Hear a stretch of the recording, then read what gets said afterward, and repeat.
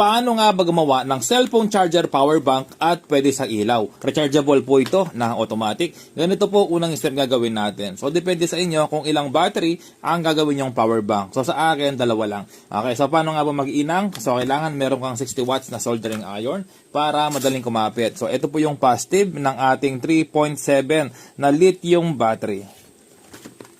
Okay, so 60 watts po ito ng ating soldering iron. Tingnan mo, kapit na kapit talaga kapag 60 watts. Tapos, siyempre, same polarity.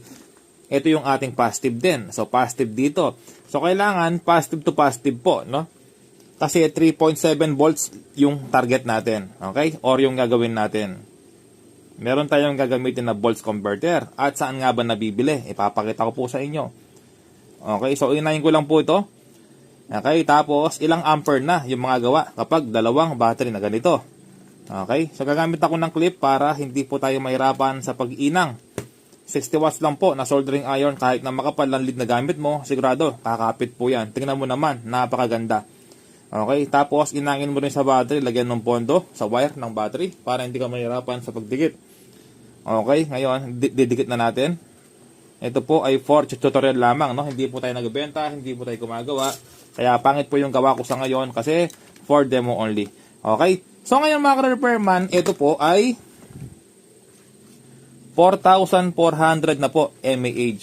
Or madaling salita, 4.4 ampere hour na po. Okay, dahil kada isang battery ay 3.7 volts, 2,200 mAh or 2.2 ampere hour. So pinagsama ko sila, ginawa ko siyang parallel, so magiging 4.4 mAh na po. Okay, so positive po ito, tapos negative. Okay, so bali meron tayong gagamitin dito. Okay, bago yan, papakita ko muna yung mga gamit na kakailanganin para may idea po kayo. Ito po, yung ating Type-C. No? Type-C po ito na cellphone charger. Ito, para mag-charge po yung ating battery. Tapos, ito po yung ating input. Okay, yung input natin, yung Type-C. Tapos, meron tayong output. Output po niyan, dyan po nakalagay yung ating boost converter, positive, negative. Yung battery po natin, ito yung positive at negative ng battery. Tapos, meron tayo dito na boost converter. Ayan po, yung ating input ay 0.9 hanggang 5 volts output. Ayan, 5 volts output. Tapos, meron tayong lithium battery. Okay, so pwede yung screenshot para may idea po kayo. Ito yung ating Type-C.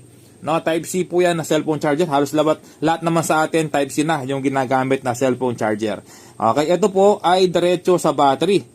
Okay, so diretso po sa battery ito, yung ating Type-C na cellphone charger. So ikakat ko po ito. Tapos iinahin ko po siya, no. So